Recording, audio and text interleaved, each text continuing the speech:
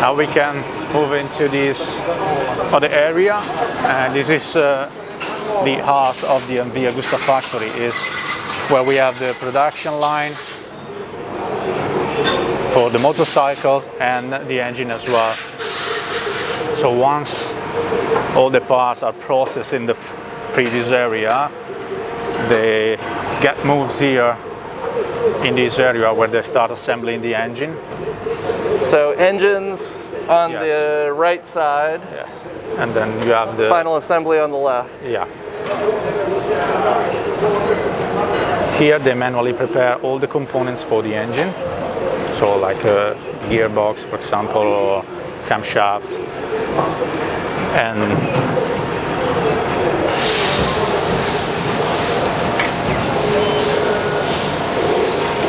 here's the 3-cylinder. Yesterday when Brian was talking about the oil thickness that's just so very thin, it's between that shiny part and the bearing that bolts to it. Can we take a closer look at the transmission? Yeah, of course.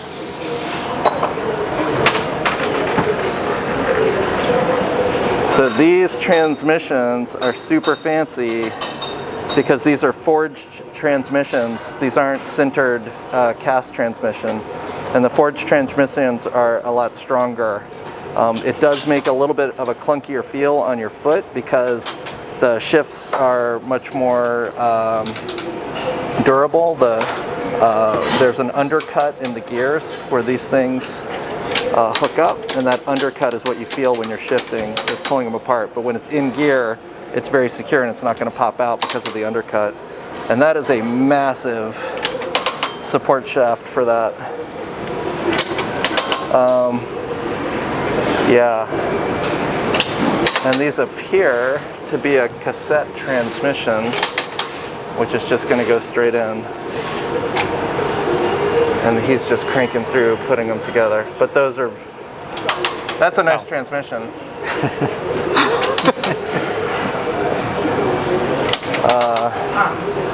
Yeah, that's exquisite.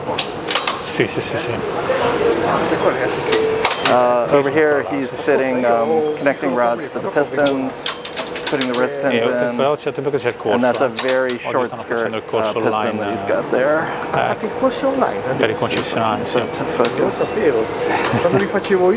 Yeah, that's a very nice piston. So these are some pistons waiting to go in. Perché tu sai che ci sono delle moto che escono con I nostri nomi con c'è uno che ha un problema. There's a bunch of connecting rods. Già cercato. Paolo, dammi una mano, so che l'hai costruita a te la moto, il motore. Put some assembly lube on. E lui ha detto, vediamo di fare qualcosa. Chi è il capo adesso? And periodically you still see the Cagiva branding from back when MV Agusta was part of the Cagiva group. Okay, tutto bene. Okay. So, I'm proceed this way. Just a bunch of single-sided swing arm wheels and exhaust systems rolling by in a cart, as you do. Pretty good. And here you have obviously the assembly line for the engine.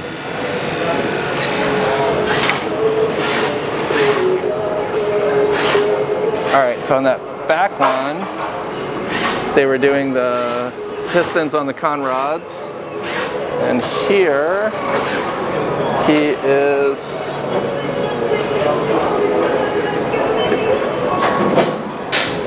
putting the head partially together. But obviously you can't tighten the camshafts until the chain is in. So these ones are all set up to go, but they can't tighten the cam caps until the chain's on it. So that's why I think those are still loose.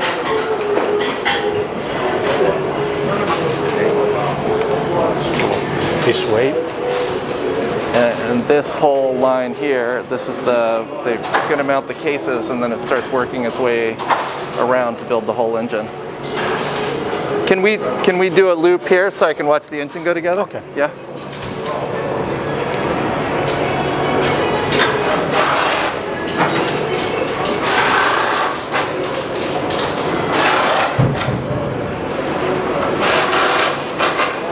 that's a counterbalancer that you're seeing there in the back. It's the counterbalancer, I think. Yeah, that's what that is. And that's the bottom of the connecting rods. And case.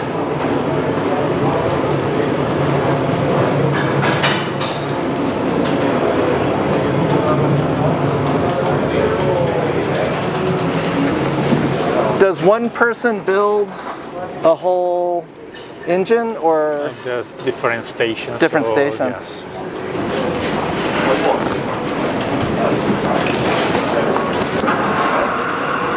Loctite, the most offensive thing that you can show a mechanic. There's the starter motors, ready to go on. All right, let's take a look at the clutches.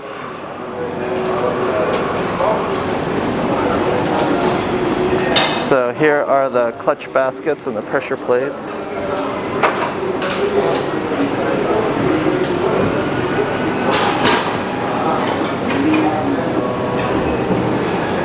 Not sure what I'm looking at there.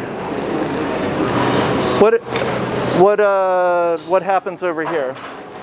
Oh, they just checked all the parts that they need to assemble the engine and, for example, the clutch as well. Final checking. Yes. Or, okay.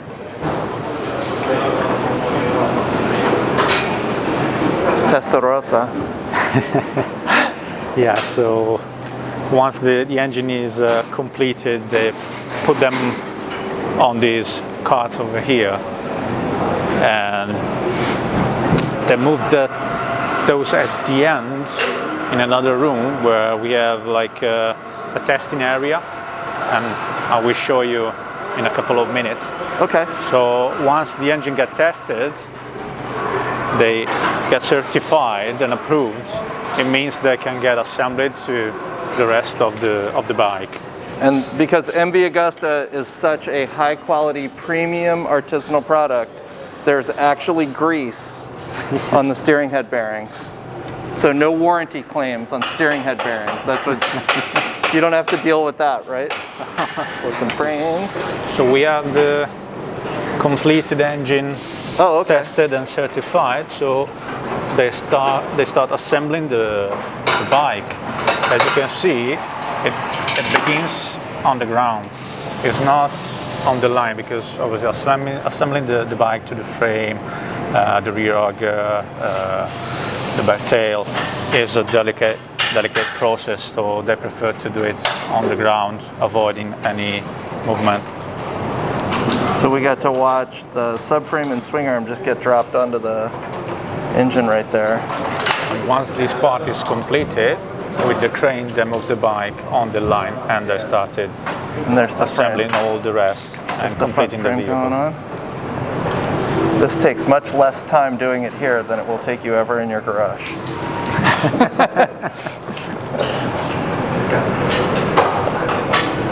So the engines, they just get rolled from here to there, or is there an intermediate? Once they get completed on the line, they go over there on the bottom where there's a testing area. Okay. So we just saw them put the rear frame and the front frame on. The line is actually moving. Slowly, but it's actually moving, and it takes around 3 hours from the beginning to the bottom. So there's the top triple tree going on with all the cables.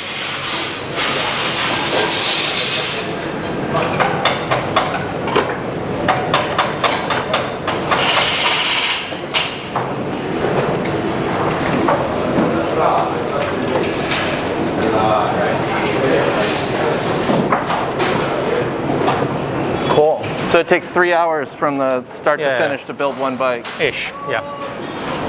And this is the routing for the wiring? And yeah, basically all the instructions and the procedure for each station, with all the components already prepared in the first room.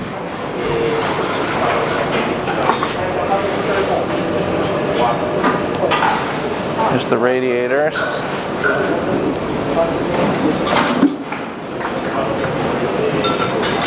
It's funny to think of the journey for that oil cooler. Yeah. You know what I mean? Like Yeah, that oil cooler had its own trip to that. Yeah, that's true. So you said that the invasion of Ukraine was messing stuff up for you? How's that impacting? Well, let's say like transportation, for example, also The shipping it's getting delayed. and the airplanes. Yeah, exactly. Yeah. Have you seen, for example, like the last race in MotoGP? Yeah, right. So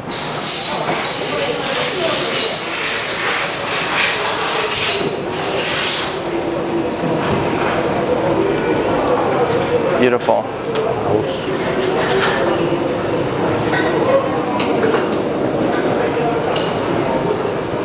So basically here we are at the end of the line. As you can see, they moved the bike here for, let's say, the first check after the assembly.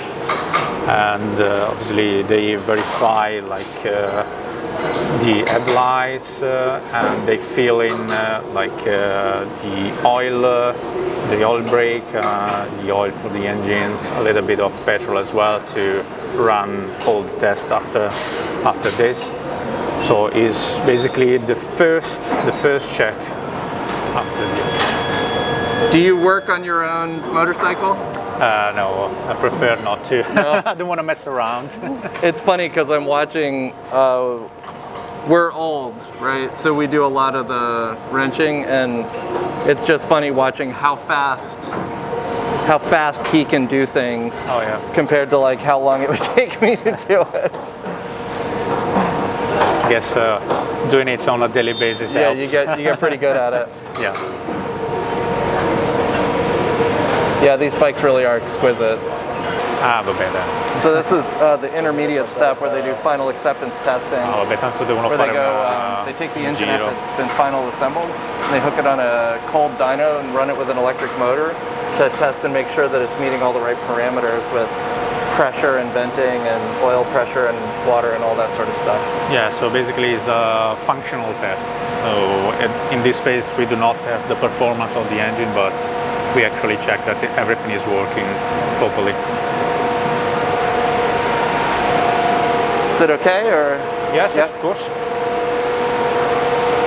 So basically the engine got installed on these little cars over here.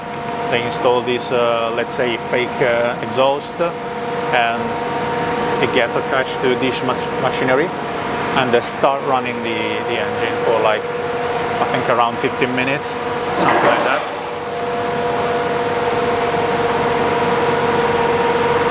For how long? 15? Around, yes. 15.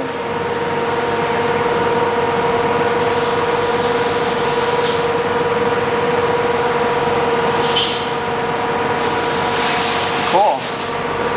And then is he, if an engine doesn't make it through this step, where does it go to get repaired? It needs to be revised, so it goes back to the line. So they dismantle the engine and check what the problem is. Gotcha. And verify all the components, maybe, but there's some component that is not actually compliant. Right, or the supplier gave Yeah. a bad batch, so yeah. Exactly. Yeah, So once the engine completes the test, it gets certified. You can see the verification chart they completed. Engine compliant. Those are big oval intakes.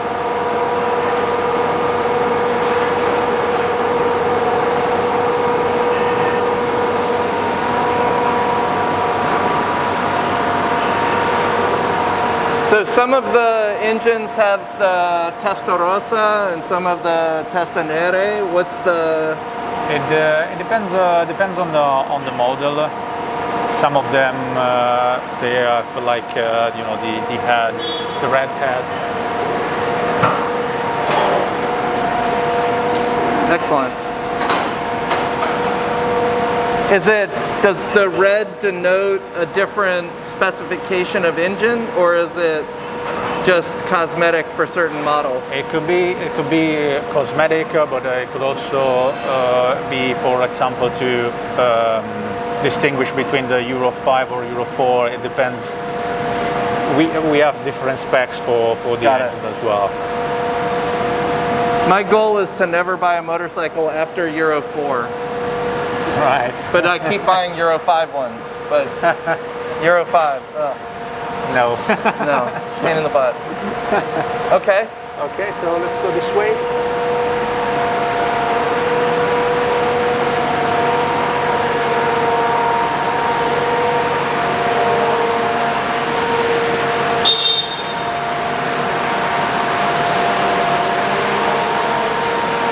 The different test exhausts. Second testing bank. Cinco prova un. All right. Okay, so after the first check at the bottom of the line, they move the bike over here, and this is the first real test of the vehicle. So they check the headlights, the tail lights, the blinkers, obviously the dashboard. They download all the software and the maps into the dashboard. They checked all the electronic components, sound check as well. And then I'm guessing that over there is the rolling road? Exactly, that's correct.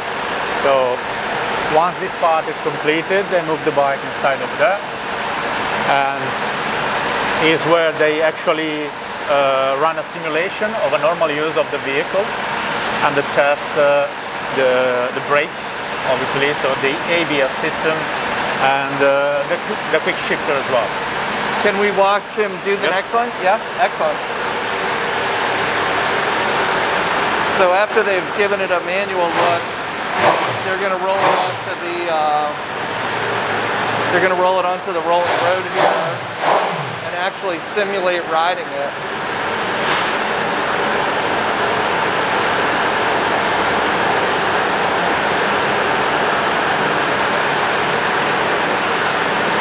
So there's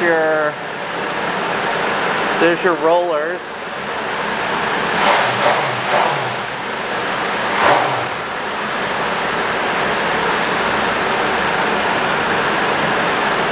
I can't help but wonder if Winnie applied for the job to be a test rider at MV Agusta. Well, we received quite a few requests, you know. So. Yes, but I'm thinking Ilario has the better test rider job than in the testing the ABS function on the rolling road. Definitely.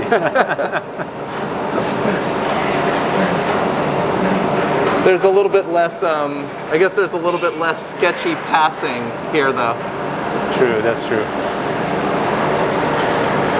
All right, so now it's going on to the next position. Oh, so that whole test was for the front wheel and brake. And now the back brake. So is this primarily for brakes, not for the engine? The first phase is for the brake, and then the next phase is for the engine. They're gonna run the bike and test the engine and the gearbox as well. So yeah. And are these bikes all ones that are waiting to be tested, or they've been tested, or? Some of them have been tested. Some others maybe are waiting to be completed. And once, like let's say an almost finished vehicle, an almost finished bike is completed and finished the test, all of them, they are missing the saddle. Mm-hmm. This because you never know if there's anything wrong on the bike, it needs to go back on the line. They need to check everything. So there's no reason to complete assembly the bike, then complete the bike, and then you're going to have to undo that. Yeah, exactly. Yeah. So that's why they use, as you can see, temporary seats for these kind of tests.